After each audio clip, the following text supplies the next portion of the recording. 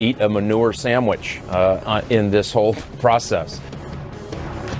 All right. I think that pretty much puts a finer point on it. We're now joined by Josh Dawsey. He's the White House reporter at the Washington Post who wrote about McConnell's efforts to get the president on board. Josh, is Mitch McConnell enjoying or not enjoying the manure sandwich? I don't think Mitch McConnell has enjoyed any of this episode. He counseled the president aggressively back in December to avoid the first shutdown, tried to broker a deal to get out of it before the 5 weeks ended, unsuccessfully. Here, he was determined to do almost anything he could to keep the president from considering any sort of other shutdown. And yesterday was a pretty topsy-turvy day. McConnell had at least 3 pretty lengthy phone calls with the president, who, as he was being briefed on the particulars of a deal, kind of changed his mind and said, maybe I don't want to sign this. Could this prevent me from doing an emergency? What are the causes here? And McConnell had to really do a sales job to keep the government open yesterday. And let's talk about that sales job. What did McConnell say in those 3 phone calls that got us to where we will be this morning at 10 a.m. with this national emergency declared? Well, the Senate Majority Leader convinced the president he could still declare a national emergency. He kind of reminded him repeatedly about the perils of the last shutdown and how damaging it was to almost everyone involved, particularly Republicans in the last one. And, you know, essentially also turned down the president's idea to do another short-term spending bill so that would not work again and that it could not, continually happen where there's just this fight over and over with the same outcome. And eventually he assuaged the president that signing the bill and coupling it with a national emergency was the right way to get out of this for now. But help us understand, Josh, the Senator McConnell's about face. I mean, how he was able to work his way around in the space of just 2 weeks from really warning against a national emergency. He understands precedent.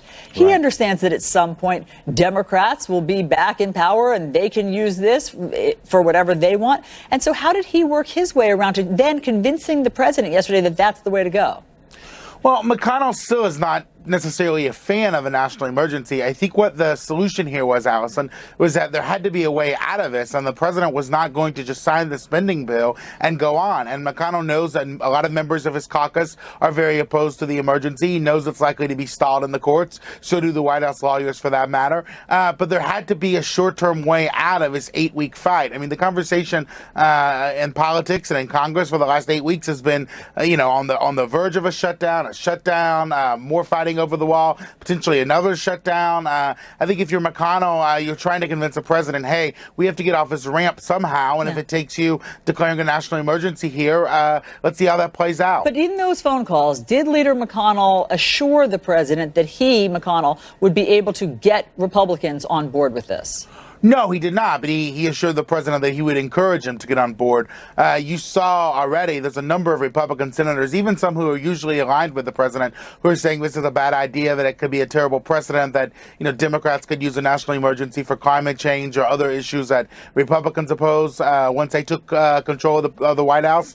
So you're not seeing a lot of Republican support for this, but McConnell assured the president he would try to get him more. We've also heard people in the Freedom Caucus, the far right wing of the Republican Party, say that this deal was a total capitulation. They called all the negotiations and the shutdown a total waste of 3 weeks. And so was Mitch McConnell's goal yesterday also trying to find a way to spin this into a win for the president, or at least not a win for Democrats?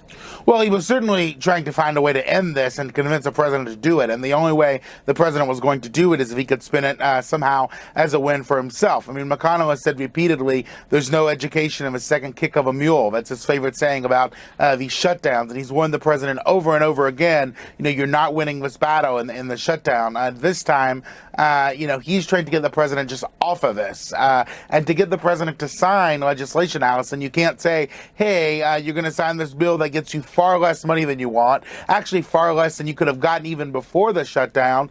Just sign the dotted line here and let's move on. The president's not going to do that. So there had to be something in it for the president. And this time it was McConnell saying, I will go along with the national emergency.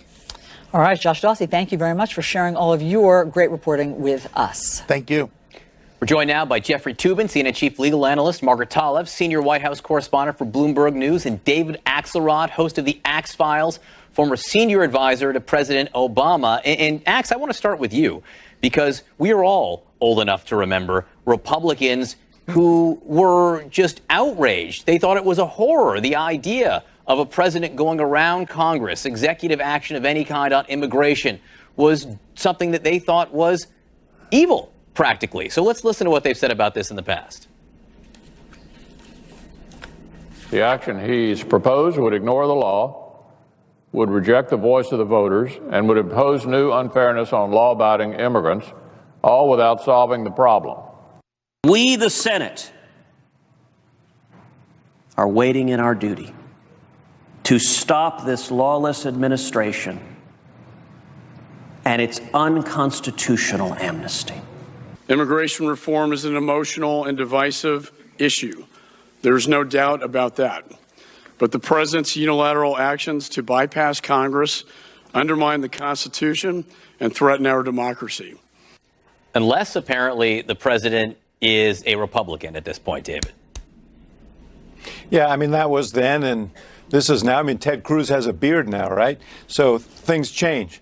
But look, this was sort of a hostage drama. You could see in Mitch McConnell's face yesterday that he was sort of grudgingly stepping forward and endorsing this idea of an emergency declaration, because he understands what it means down the line. But as Josh described, the worst case outcome for the Republicans would have been another shutdown, and they were going to avoid that at all costs. And this was the price of it. And I think what you'll see here, as we've seen in the last 2 years, is that you'll hear a lot of grumbling, particularly unsourced grumbling from unnamed Republican senators and congressmen, and then they will meekly submit and go along with what the president wants on this.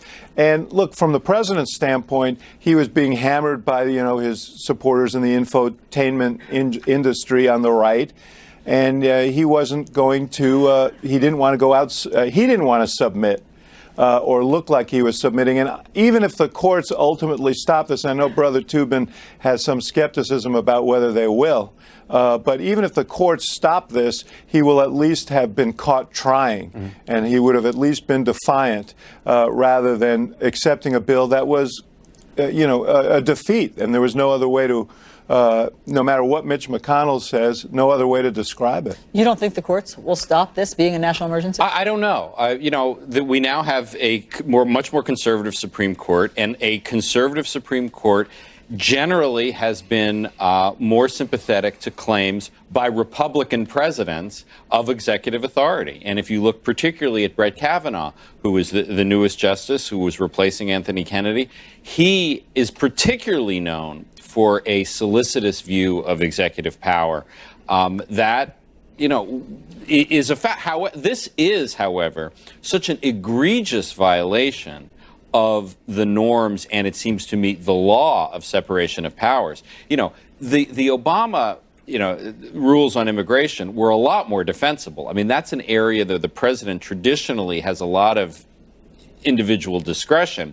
This is the power of the purse. This is about spending money, which is a core responsibility of the Congress under Article 1 of the Constitution.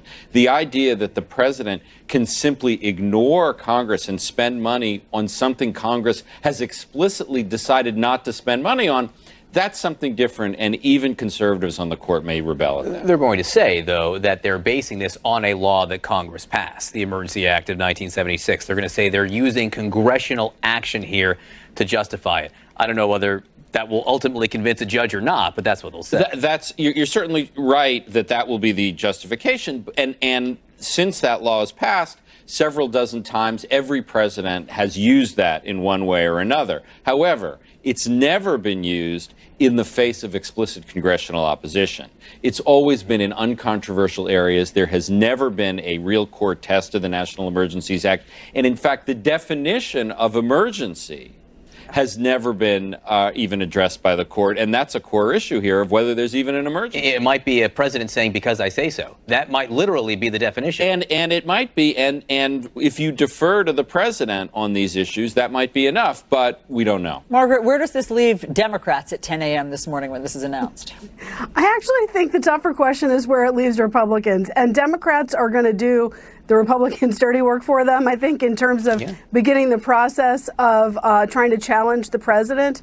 But I think we're going to see things happen on two fronts. I mean, on the one front, Democrats have said already that they are going to initiate kind of the process of doing a joint resolution that could, in theory, stop the president if it passed the House, passed the Senate, the president vetoed it, and then they efforted to override it. But you can just imagine the spectacle that would create. There's also going to be a number of lawsuits. The state of California, the governor basically last night saying, bring it on, see you in court. Organizations saying they'll sue on behalf of governments in Texas, which, as we know, is a red state. And so you'll see both the legislative and the court challenges begin to proceed now. I think we'll wait to see some of the exact details from the White House, but we know the contours of these initial pots of money, largely defense money, some money out of Treasury. There's only two other things I'd point out. One is that if you go back to 2014, when you saw all those lawmakers taking issue with President Obama for how he handled DACA and immigration, you can also find a Trump tweet from 2014 taking issue with President Obama for doing just that. I expect we'll see that being bandied around quite a bit. Yeah, you're right. You expect we'll see that now. Yeah, but we talk a lot about how President Trump one of the takeaways from his presidency has been the stress tests, testing the power of the FBI, testing the power of the intelligence community. This is the power of the press. This is an ultimate test here of Congress. And if he wins, if he prevails in court, if the next president is a Democrat, you will certainly see them take advantage of this. And I will come to that in just one second, but let me read you, since you called for it, and we'd like to provide here. This is what Donald Trump wrote in 2014. Republicans must not allow President Obama to subvert the Constitution of the United States for his own benefit and because he is unable to negotiate with Congress. That was the 2014 version of Donald Trump, not the 2019 version of Donald Trump. David Axelrod, the point that Margaret was making, that this does set a precedent. It really does. I had Republican Freedom Caucus member Chip Roy on last hour, and he didn't want to address it, but he's a good enough lawyer to know that really it's an apples-to-apples argument here. If a Democrat takes the White House and wants to declare a national emergency on climate change, for instance, because he or she feels that it threatens U.S. troops stationed anywhere, it would be hard to argue that they can't based on this. Right. Absolutely. But look, if there's one consistent principle of the Trump administration and of this president's administration, it's that he doesn't care. He doesn't believe in laws, rules, norms, institutions. He believes that whatever you need to do to get what you want is justifiable and that his power is absolute. He's been thwarted on that many times, but that is his feeling. That is his philosophy. I guarantee you that he is not sitting there thinking, yeah, I could do this, but what about the precedent? I don't think he cares about that. He wants to show his supporters that he is going to do whatever it takes to build this wall that he promised as a candidate. He's been beaten up. For all this veneer of toughness, anytime, an Ann Coulter or a Rush Limbaugh or his buddy Hannity complain, he shrivels into the fetal position. Yeah, but and that's what happened here. Yeah, but as Ann Coulter has pointed out, at all of the rallies, when he said, and who's going to pay for it? The answer was not Treasury forfeiture funds. Right. So no, you're absolutely right. Look, we're well past that. We're well past that. I mean, that is, we can all stipulate that Mexico's not going to pay for this wall, and that was fictitious then. Yeah. Okay, but at the end of the day, he is going to be seen as fighting in the eyes of his supporters, and that's all he cares about. All right, David, Jeffrey, Margaret, thank you all very much. Now to this breaking news. A top U.S. commander tells CNN that he disagreed with President Trump's decision to pull troops from Syria. We talk to a Democratic candidate for president and military vet, Tulsi Gabbard, about the crisis in Syria next. Then started to claw at my face and neck, and that's when kind of my fear response turned into more of a fight response. So that guy fought a mountain lion and won. All right? That's all you need to know. Much more on this remarkable story coming up. You'll see this first on CNN. The top U.S. commander in the war against ISIS reveals that he disagreed with President Trump's decision to withdraw troops from Syria. Here's what he told CNN's Barbara Starr. It would not have been my military advice at that particular time. I think the capabilities, the pressure, the approach that we've had in place has been working, and so we were keen to kind of stay along that track. Joining us now is Democratic Congresswoman and Army National Guard veteran Tulsi Gabbard. She launched her presidential campaign earlier this month. Good morning, Congresswoman. Aloha, Allison. So when you hear the commander of all of the soldiers there fighting, he obviously hears from his commanders on the ground. When you hear him say that he thinks that we should stay the course and not bring the troops back from Syria, I know that you believe they should come home. What do you think when you hear General Votel? Well, Allison, I think the most important question is that's in the mind of every single service member is, what is their mission? Our troops were sent into Syria to work with the Kurdish allies on the ground to fight against and defeat ISIS, and that mission should be completed. However, you hear from some people in the administration, as well as leaders in Congress, that our troops should remain in Syria indefinitely in order to counter Iran, which is a mission that Congress has not authorized. It's a war that Congress has not declared. So I've said that our troops should come home, but they should come home in a responsible way that does not leave the Kurds on their own to be slaughtered by Turkey, which is a threat that Turkey has continuously made. But I don't think that that's what General Votel is saying. He's saying that the fight against ISIS is not over, that ISIS has not been defeated. So if the mission statement was to defeat ISIS, that is not complete. Oh, I know that there are troops on the ground, there are missions on the ground happening as we speak right now that are continuing to take out some of those very last strongholds that ISIS has in Syria. Those should be completed, and then our troops should come home. So it's not indefinite. I mean, in terms of the timing, General Votel says stay the course. He disagrees with the president. Would you say right now troops should stay there? I'm saying that our troops should complete that mission of defeating ISIS, and they should come home in a responsible manner. But you'd be comfortable with them staying there now since they have not completed that mission? That's what I'm saying, that our troops should complete that mission of defeating ISIS, and they should come home in a responsible way. I want to ask you about comments that you made last week that got a lot of attention, and that was about Syrian President Bashar al-Assad. And you had said that you didn't think that he was the enemy of the U.S. Do you want to clarify what that means to you? Yeah, there are brutal dictators in the world. Assad of Syria is one of them. That does not mean that the United States should be waging regime change wars around the world and acting essentially as the world's police. This is not only not helping the people in these countries. We look at Iraq and Libya and Syria, for example, places where we have waged these regime change wars. The lives of people in these countries has gotten far worse off. Suffering has increased. More people have been killed. Destruction in their countries. What to speak of the fact that these wars, again, in each of these countries, Iraq, Libya, and Syria, have proven to be counterproductive to our national security. Yeah. They have increased and strengthened terrorist groups like ISIS and Al-Qaeda in these countries. And especially in Iraq and Syria now, Iran has a far greater presence and influence than they have ever had before. But isn't anyone who uses barrel bombs or cluster bombs indiscriminately against hospitals and against schools, and who uses chemical weapons on children and his own people, by definition an enemy of the U.S.? Well, like I said, there are brutal dictators, and these actions are atrocious. Look, I'm a soldier, and when you say there is an enemy of the United States, that implies that therefore we must go and wage war to take out that enemy, because that enemy threatens the safety and security of the American people.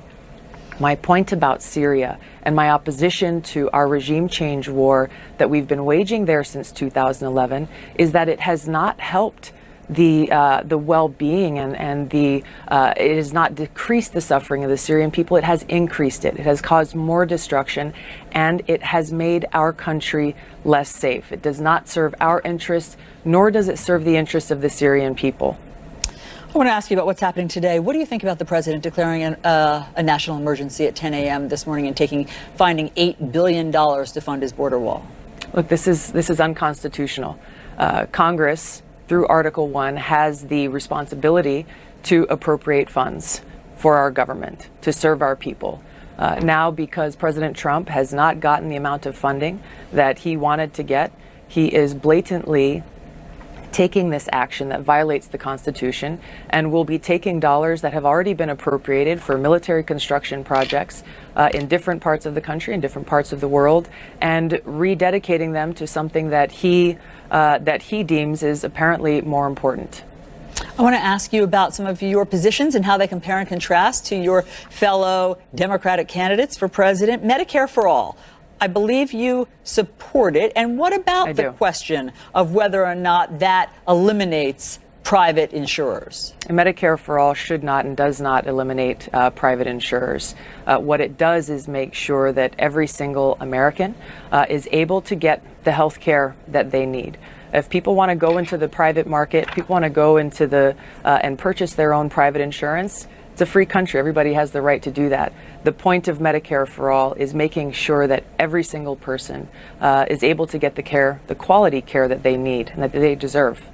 You're holding a press conference today about the INF Treaty. Yes. What do you want us to know?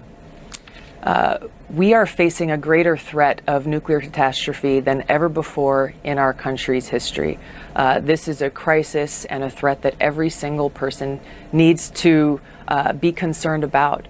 This is something that we in Hawaii just over a year ago experienced when there was a text message and alert that came across all of our phones saying that there was a missile headed our way and to take shelter.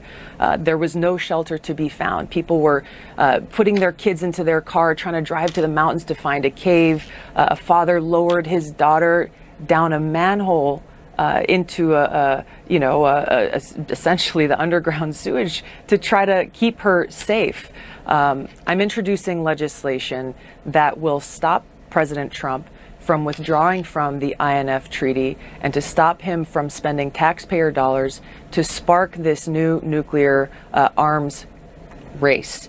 This is the main reason I'm running for president, because these threats of regime change wars, this new Cold War, this threat of nuclear war that is casting a shadow over us threatens our very future. And that's what I will work to end the regime change wars, work to end the new Cold War, and walk us back from this nuclear abyss.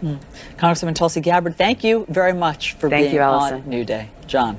Right, a new member of Congress making a difference in her son's memory. The law she is pushing just weeks after taking office. Here after the Parkland massacre, the House Judiciary Committee advanced the first gun violence prevention legislation in decades. Joining me now is a member of that committee, Democratic Congresswoman Lucy McBath. She lost her 17-year-old son Jordan in 2012 when he was shot and killed at a Florida gas station. Congresswoman, thank you so much for being with us today. I do want to note that tomorrow would have been your son's 24th birthday, I believe. So I just wanted to give you a minute to reflect on Jordan and tell us if you have ever thought about what he might think of the work you're doing in Congress now. Well, I think that Jordan would be really proud of his mom, and he'd probably say, "Go, Mom." He always thought that I could accomplish or do anything that I wanted to. And I remember one day Jordan saying, "Mom, I think you're the strongest person that I know." It must have taken a lot of strength over the last 7 years, since he was killed. Just tell us a little more about your son. Well, Jordan was always the life of the party. He had a gregarious smile, a wicked sense of humor, but he always seemed the central focus. He seemed to be the central focus of all of his friends. He was always that individual that was bringing everyone together. And so I had always believed that he would probably do well as an activist or someone that was an organizer. And I guess I have appeared to be the very things that I expected that he might be. He is working through you right now in Congress. And the Judiciary Committee yesterday, on the one-year anniversary of the Parkland massacre, passed some of the first gun violence prevention legislation we've seen in a long, long time. You were a key part of moving that through the committee. How did that feel? Well, it was surreal, but it was very bittersweet. I had been working on this legislation with other legislators and activists and survivors for the last 6 years. And I can recall all the times that I sat on the other side of that dais, being in the audience, watching, amendment after amendment be, shot down, so to speak. And so it was very surreal, but it was very bittersweet. I did say that I supported this bill in the name of my son, but also all the other survivors and families that I have worked with over the years that are depending on Congress to do right by them and keeping them safe. And give us the thumbnail sketch of what this legislation does. Increases background checks substantially, yes? Yes, federal background checks for all gun sales. Basically, anytime a purchaser wants to go to a licensed gun dealer to purchase a firearm, there will be a required background check that purchaser will go through to determine whether or not they're able to actually purchase that firearm. And it just acts as a deterrent to keep firearms out of the hands of people who shouldn't have them, such as domestic abusers or people that might be severely mentally ill, or also individuals that have very dangerous criminal histories. This is the part of the conversation where no doubt everyone always says to you, yeah, it got through your committee, it might get through the Democratic House, but this has no chance of getting through the Senate. What do you say to them? Well, I don't believe that. I believe that there are senators sitting on the Republican side that truly know that we're doing the right thing. And I think going forward, people are going to have to be very aware what their constituency is going to be expecting of them. When numbers of people all around the country understand that they could have a parkland at any time in their communities, I think people are beginning to stand up and say, this just makes sense. It's common sense. In less than 2 hours, the President of the United States is going to declare a national emergency in order to get some of the funds he wants to build a barrier on the southern border. There have been those who've suggested if there's a Democratic president someday, he or she might declare a national emergency to battle gun violence. Would you like to see a national emergency in this fight that you've been working so hard on? Well, in my mind, there really is a national emergency. People continue to die every single day. We know that we've got over 100 people in this country that die unnecessarily to gun violence every single day. That is a public health crisis. That is a national emergency, not a wall. So you would support if the president woke up tomorrow and said, I'm signing a declaration of a national emergency to battle gun violence, you would support that? Most definitely, I would want it to go through Congress. Let's make sure that all the checks and balances are put in place. Let's make sure that democracy works the way that it is supposed to. I still believe that that should go through, the congressional oversight. We need to have public hearings. Let's follow the proper channels to make sure that we're really doing the right thing and not declaring something that can be, something that, we're just saying is a national emergency, even though we know that we can go through the entire process to change the culture, as we should be doing. Very quickly, what's it been like to be a member of Congress, and particularly this freshman class? It's been amazing. I am so excited to be among some of the brightest and just intellectual minds, to be a part of this Congress, the most diverse Congress. The Congress that has the most number of women that have stepped up to take these seats has been phenomenal. I'm just very excited as a mom on a mission to be a part of them. Congresswoman Lucy McBath, thanks so much for being with us today. And know our thoughts are with you on what would have been your son's 24th birthday tomorrow. Thank you so much. Allison? All right, John, the manhunt lasted years. So what was it like when agents finally nabbed the notorious drug lord El Chapo? We asked the up with the DEA agent named Ray Donovan, who captured El Chapo in this week's Beyond the Call of Duty. There is evil people in this world, and then there's Chapo Guzman. From his days as a young Border Patrol agent in San Diego, Donovan was making a career out of tracking down drug traffickers and their tons of illegal product. Today, he leads the DEA's New York field office, but in 2012, Donovan set his sights on the biggest target of his career, Joaquin El Chapo Guzman, after his first escape from a Mexican prison. In 2015, when Guzman escaped his Mexican prison cell a second time using this sophisticated tunnel, Donovan and his team had what they needed to begin their hunt. When I see Chapo Guzman, I know who the real person is. I know how he thinks. I know that he is an evil manipulator who wanted to rule the Sinaloa cartel with an iron fist. Donovan oversaw Operation Third Strike, the multi-agency effort that ultimately led to Guzman's final recapture in 2016. The trial and all the chilling witness testimonies introduced the world to the real Chapo, a ruthless killer, money launderer, violent drug trafficker, manipulator, liar, adulterer. In newly shared insight with CNN about the operation, Donovan recalled how he and his team studied the cartel boss after his 2014 capture. It provided valuable intel used in the weeks after Guzman tunneled out of his cell.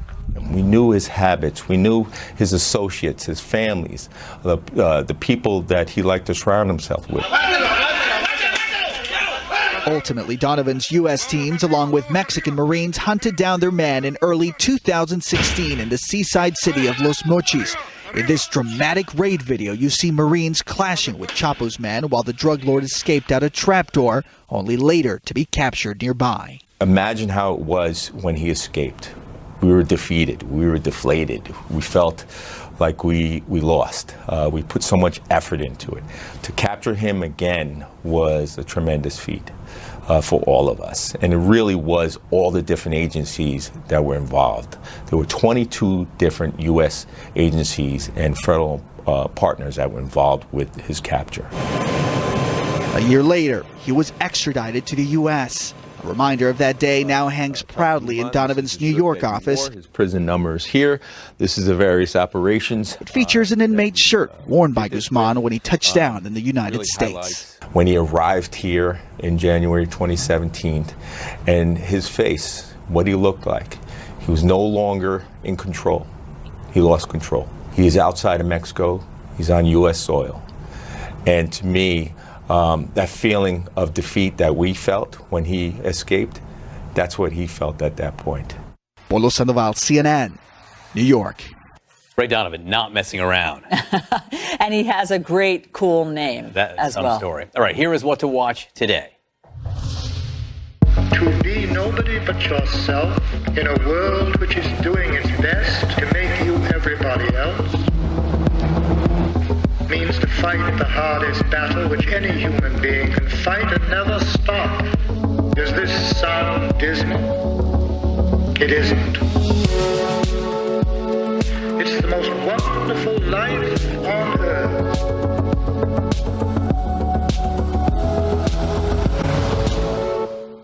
All right, wait until you hear this story. A man was attacked by a mountain lion, and he lives to tell about it. Survived an attack by a mountain lion is speaking out. To say he survived an attack by a mountain lion understates what happened here.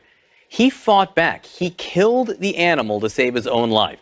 CNN's Scott McLean live in Fort Collins, Colorado with this incredible story. Scott. Hey, good morning, John. The first thing that this runner did when he walked into the press conference was ask who was disappointed that he wasn't Chuck Norris. That is fitting because ever since this story broke, his reputation as the guy who killed a mountain lion with his bare hands has grown to legendary status. One local TV station had been calling him the King of the North. Well, his name is actually Travis Kaufman, and it's the fact that he is an ordinary Colorado outdoorsman that makes his story so remarkable. I ended up hearing some pine needles rustle, like a stick break, and I turned around and just was pretty bummed out to see a mountain lion chasing after me. Travis Kaufman never imagined his first time running this trail near Fort Collins, Colorado, would lead to an intense fight for his life. With injuries still covering his face 10 days after the attack, the 31-year-old recounted his terrifying encounter. I remember looking down and seeing the claws. Kaufman spotted a mountain lion like this one about 10 feet away. He tried to yell and wave his arms to scare it. That didn't work. It just kind of kept running and lunged at me. It was going toward my face, so I threw up my hands to kind of block my face, at which point it grabbed onto my hand and wrist. That's when kind of my fear response turned into more of a fight response because I realized how close it was getting to my eyes. Kaufman tried everything from sticks to a rock. Again, no success. At that point, more drastic measures were necessary. At 5'10" and about 150 pounds, Kaufman managed to pin down the 5-month-old, nearly 40-pound animal. I was able to kind of shift my weight and get a foot on its neck. And at that point, I stepped on its neck with my right foot. A couple of minutes later, it finally stopped moving, and then jaws opened, and I was able to kind of scramble back up the hill and get the heck out of Dodge. Bloodied and injured, Kaufman ran 3 miles before finally finding Good Samaritans on the trail who helped him to the hospital. Don't break an ankle along with getting attacked by a mountain lion. With wounds to his face and arms and nearly 30 stitches later, Kaufman says he's lucky to be alive. There was a point where I was concerned that I wasn't going to make it out of it. Luckily, that wasn't the case. And this is the end of that trail where Kaufman managed to find help and a ride to the hospital. Wildlife officials say he did everything right in fighting off this mountain lion, but Kaufman says that he knew to pin down the animal's back legs because of his experience playing with his own house cat. And John and Allison, if you're wondering just how rare these types of attacks are, more people died from lightning strikes last year than have died from mountain lion attacks in the last century.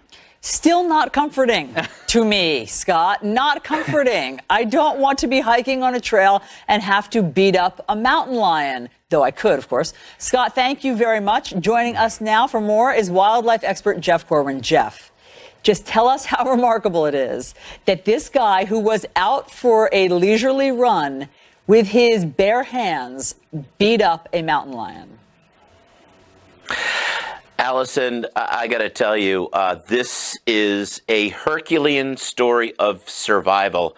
And Mr. Kaufman did everything right to survive this potentially deadly attack. I am in awe of what this scrappy 150-pound, 5-foot, 10-inch tall human being to survive in this very treacherous situation. It's a remarkable story. Because he didn't really have a choice, right? What would have happened had he tried to run away? John, if he had fled, it would have instantly triggered the fight, predatory pursuit response of this mountain lion. That's what they do. It's the same response you see in an African lion, a jaguar, or an American puma mountain lion, or even your own domestic pet cat. You roll that yarn ball away, you twist that cranky little windy mouse, that cat goes into predatory mode. He had no chance but to turn around, face that mountain lion, and again, he did everything right.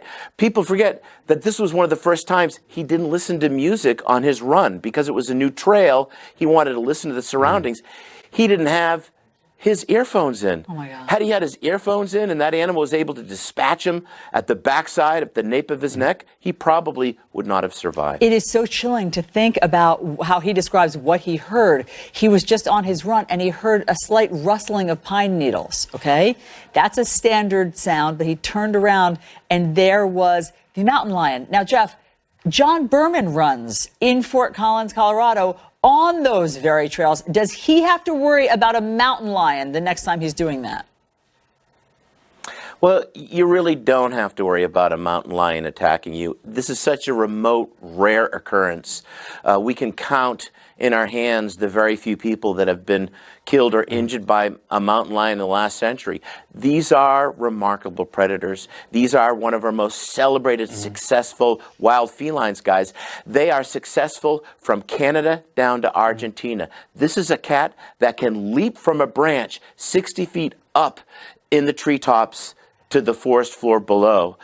It can move 10 miles an hour over long distances to pursue prey. They're an incredible creature. They're adapted to survive in the wild. Usually, guys, in a situation like this, when you have an animal in a conflict situation, the result is because of an old animal that's injured or sick, or in this case, a young cat without a lot of life experience competing with other cats in its territory. Very quickly, if you find yourself in this situation, and I hope that no one does, what should you do? call Travis Kaufman. You know, that's you do exactly what you do. You turn around, you make noise, you look larger than life. You want this predator to think, I'm not going to be an easy meal to dispatch. And then if you're in that situation and you can't escape, you defend yourself. You do exactly what he did. That fight for survival is that ultimate hardwiring we all have to survive in these situations. But don't be afraid of the wilderness. We share these habitats with these incredible creatures. So this should not happen again, I hope, in the near future. No, I am now afraid of the wilderness. And I'm really just going to curtail all of my jogging through mountain trails. Exactly. Oh, don't do that. All right, Jeff. Thank you very much, Jeff.